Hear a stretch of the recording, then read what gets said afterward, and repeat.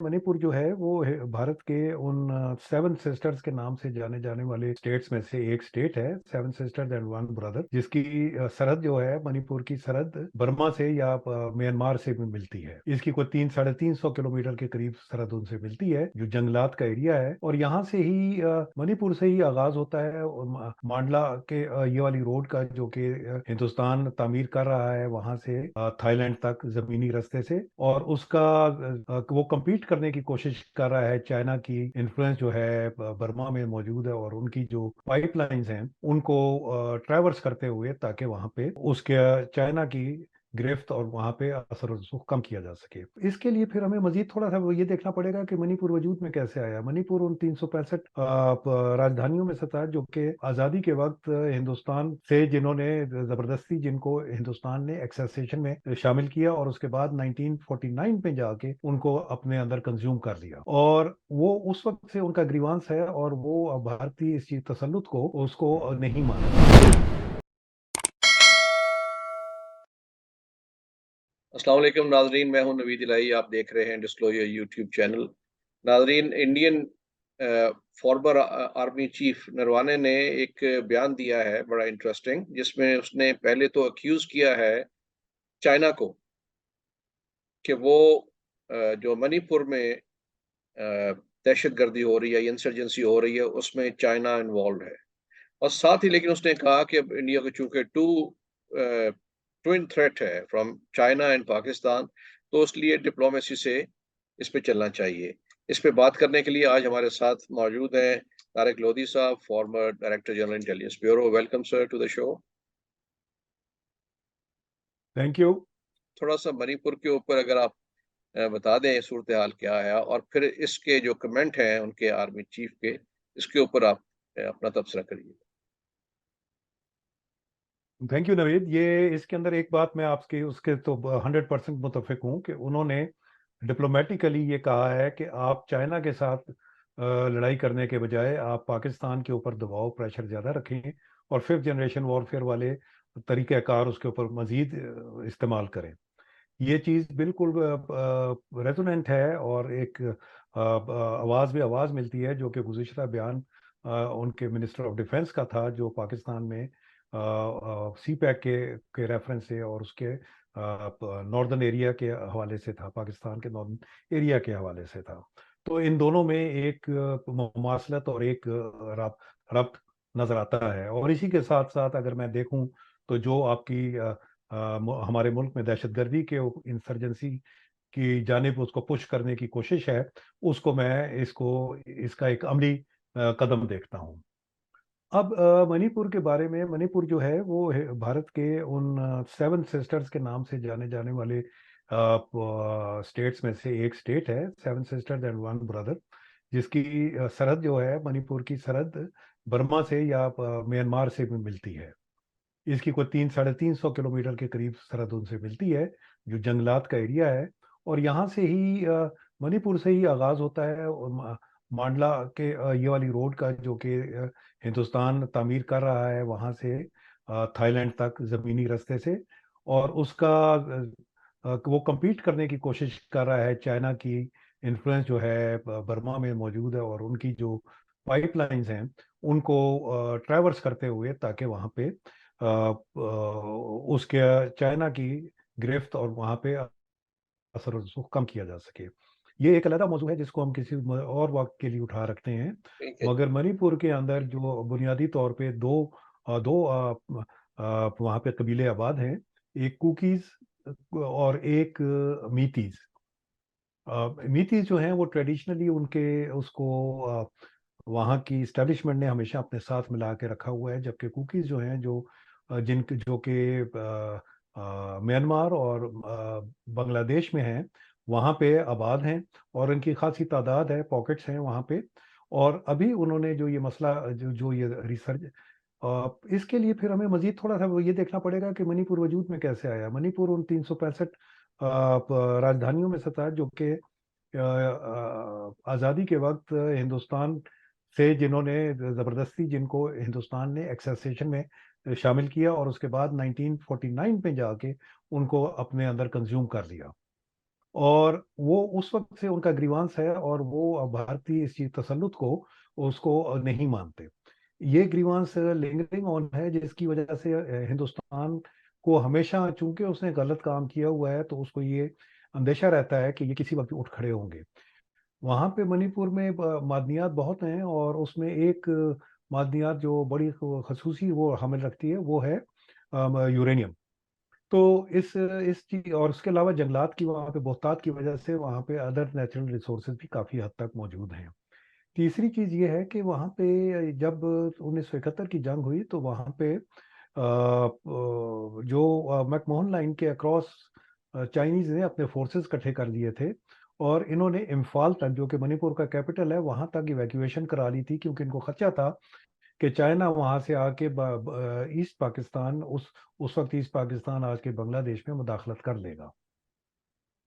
लिहाजा इनके, अच्छा, अब ये इसके साथ ही हम देखते हैं चाइना और हिंदुस्तान की आपस में एक दूसरे से मुखालफत। तो हिंदुस्तान गो के वो नेशनल नैम का मेंबर भी रहा है और बड़ा प्रचार भी करता रहा है। ये 1950 से ही चीन के खिलाफ साजिशों में मुलविस रहा है, और इसने एक 1950s में एक पोकर तैयारा एक ऑफर किया था चुएन लाई साहब को, कि वो वहां से इंडोनेशिया में बंदूक कॉन्फ्रेंस में शिरकत के लिए इनकी तरफ से तोहफे के तौर पे भेजा गया था। बदकिस्मती से जब वो वहां पे पहुंचा, तो चाइनीज को शुबा था, उन्होंने अपने तैयारे में वो चले गए, और इनका तैयारा पीछे चंद लोगों को लेके, तो 18-19 लोगों को लेके वहां पे रवाना हुआ, और एन जैसे खदशा था, ये नतूरा आइलैंड्स हैं उसके नजदीक, वहां पे जाके एक्सप्लोड हो गया। बाद में माफ कीजिएगा, बाद में वहां पे जो तहकीकात थी, उनसे पता लगा कि उसमें उसके व्हील बे के अंदर बॉम्ब रखा गया था, जिसको शुबा CIA की जानिब जाता था, और सोचा समझा जाता था कि ये हिंदुस्तान से ही रख के भेजा गया था। तो वहां से इनकी अंदेशा होता है। इसके बाद फिर इनकी मुसलसल तिब्बत के रास्ते चाइना के खिलाफ कार्रवाइयाँ जारी रहीं। ऑपरेशन जेमिनी एक वहां पे इन्होंने किया, जिसमें वहां पे से इन्होंने इंडो तिब्बतन आर्म्ड फोर्सेस के बंदों को लेके ITBP के फोर्सेस के बंदे वहां पे जाके उनकी टेलीफोन लाइंस को टैप करने की कोशिश कर रहे थे, जिसके लिए इंटरप्रेटर वगैरह भी इंडियंस थे, और CIA के साथ मिलकर काम कर रहे थे। ये बड़े अरसे तक जारी रहा। इसके अलावा उन्होंने वहां पे हिमालयस के अंदर एक टेलीमेट्रिक डिवाइस इंस्टॉल कराई, जो कि न्यूक्लियर पावर थी उस जमाने में, और वो लॉप नॉर के एरिया को देखना चाहती थी, जहाँ पे लॉप नॉर से उनको एटमी धमाके के लिए था। तो इनकी ये साजिशें वहां से, बल्कि आपको हैरानी होगी कि U2 के भी कई तैयारे वहां से उड़ाए गए, और वहां पे इन्होंने CIA के ताउन से स्पेशल फ्रंटियर फोर्स खड़ी की थी, जो कि इंडो तिब्बतन ओरिजिन के लोगों को जिसमें शामिल किया गया था। ये SFF जो थी, ये वही SFF है जो कि इन्होंने पाकिस्तान, मशरकी पाकिस्तान में उसमें कमांडो एक्शन करने के लिए वहां पे उन्होंने पोजीशन की थी, और इनको खास तौर पे टास्क दिया गया था कि मशरकी पाकिस्तान में चाइनीज कॉन्टैक्ट सोर्सेस और चाइनीज डिप्लोमेट्स को टारगेट करें। तो इनकी कमांडो वहां पे थी, और ये सुन के आपको शायद हैरानी हो कि इस वो जो इंडो तिब्बतन फोर्सेस के जो लीडर्स थे, वो रेफ्यूजीज थे, जो कि तिब्बत से आए हुए थे, या दूसरे लफ्जों में, जिस तरह CIA ने पाकिस्तान में मुजाहिदीन का फोर्स खड़ा किया था, इस तरह उनका फोर्स चाइनीज का वहां पे खड़ा करने की कोशिश की गई थी। बाद में ये वाली मुकम्मल तौर पे भारत के पास आई, जो कि इसको कमांडो फोर्सेस के तौर पे यूज करती है। तो ये इसकी पुरानी जो 5th जनरेशन वॉरफेयर या कोल्ड वॉर के दौरान जो इनकी लड़ाई थी, वो बड़े अरसे से जारी है। अभी सिर्फ ये एक नए डायमेंशन में दाखिल हुई है, जहाँ पे इसने ये अब इसकी ख्वाहिश है कि किसी तरह चाइना को इन्वॉल्व करे, और दुनिया में चाइना को अब इस चीज़ में भी शामिल करे कि वो दहशतगर्दी में किसी तरह मुलविस है। मैं नहीं जानता कि इसकी बुनियादी तौर पे आज डीप डाउन हकीकत क्या है, मगर जो अवामिल जो ओपन सोर्स मीडिया में नजर आ रहा है, उसमें ये महज एक उनके अगेंस्ट एक दावा ही कि समझा जा सकता है इस वक्त। तो जो ये अभी मौजूदा फिसाद या मौजूदा जो अपसर्ज हुआ है, ये वहाँ पे उन्होंने हुकूमत भारत ने इनके साथ कुकीज़ के साथ एक मुआहदा किया था, जिसके तहत उन्होंने उनको शेड्यूल 5 वहाँ के तहत ट्राइब उसमें उनको एक पोजीशन, अकलियतियों की पोजीशन देनी थी, ट्राइबल राइट्स उनको देने थे, जिसमें इनको ज़्यादा आज़ादी मैसर हो जाती, ज़्यादा ऑटोनॉमी मिल जाती इसको। मगर भारत चूंकि जेन्युइनली इनको नहीं जाना चाहता और इनको एक मशकूक ग्रोह समझता है, जैसे कि वो मशरकी पंजाब में सिख लोगों को समझता है, तो इसने वहाँ पे बड़ी उनके साथ मैतीज को आगे मूव किया है, जो कि मैतीज ने इसकी मुखालफत की, और जब इनका जुलूस उसको साइन कराने के लिए निकाला गया तो उस पर हमला किया। उसके बाद से अब तक मेथीज ने इनकी बहुत सारी आर्मरीज लूटी हैं, जो कि समझा, जो 5th जनरेशन वॉरफेयर के जाविये से देखें तो वो एक तरीका है जहाँ पे उनको हथियार दे बांटने का एक तरीका है। तो उनके पास इंतहाई जदीद हथियार हैं जिससे वो उनके ऊपर हमले कर रहे हैं और उनको फोर्स कर रहे हैं कि उनको डिसलोकेट हो जाए। डिसलोकेट होने से उसको डबल फायदा है हिंदुस्तान को। एक जानिब उनके वोट्स जो हैं वो है वो वहां से हट जाएंगे और उनकी जो वोटिंग पावर है वो डेमोक्रेटिक प्रोसेस के अंदर से वो निकल जाएंगे। दूसरी जानिब उनके अंदर ये है कि इनको वो जो मेटीज का जो इनका कुकीज का इलाका है जो बर्मा के सरहद के साथ है, वो इलाका खाली करके जंगलात का इलाका वहां पे ये अपने उधर से ये अपने सीक्रेट ऑपरेशंस लॉन्च करते रहेंगे। वाज़ेह रहे कि इन्होंने कुछ अर्सा पहले उसी उसी इलाके में उसी जानिब इन्होंने एक पहला सर्जिकल अटैक किया था, जिसमें वहां पे उन्होंने काफी लोगों को अब ये कह के कि ये वहाँ के कुकीज हैं जो उनको, और वो मुलविस हैं इन पे हमलों में, मणिपुर में फौजी और सरकारी अमलाक पे हमलों में मुलविस हैं, उनको वहां पे उन्होंने अटैक किया था। तो ये इसका जनरल अहाता इस वक्त मैं कर पाता हूँ जनाब। ठीक ठीक है सर। बहुत शुक्रिया, आपने इसके बहुत तफसील से मणिपुर का बता दिया। तो इस पे जो अब जो हालात हैं वो पिछले 3 महीने से काफ़ी उस पे ख़राब हैं हालात, और काफ़ी किलिंग्स भी हो गई हैं। फ़ौज को भी इन्होंने इसमें अगरचे गई है कर्ब करने के लिए, बहुत thousands of people have been displaced. तो इस पे अब इल्ज़ाम लगाया जा रहा है चाइना पे कि जो इंसर्जेंट ग्रुप्स हैं वो उनको सपोर्ट कर रहे हैं। तो मेरा ख्याल है ये चीज़ें जो हैं they are going from bad to worse, और मणिपुर को जो है वो एक नैगिंग इशू है, काफ़ी देर से इसको ये करने की कोशिश कर रहे हैं सॉल्व, लेकिन वो नहीं इनसे काबू आ रहा। तो इंसर्जेंसी जो है I think it will continue for another few years और maybe decades to come, क्योंकि पिछला जो हमें बता रहा है एक्सपीरियंस कि इनसे काबू नहीं आ रही ये चीज़ें। तो ज़ाहिर है कि जब वो नहीं काबू आ रही होती तो दूसरे जो मुल्क हैं, दुश्मन मुल्क हैं या हमसाया हैं, उनके ऊपर इल्ज़ाम लगाना शुरू कर देते हैं। तो इसमें इसमें मैं एक थोड़ा सा ऐड करूंगा चंद मिनटों के लिए।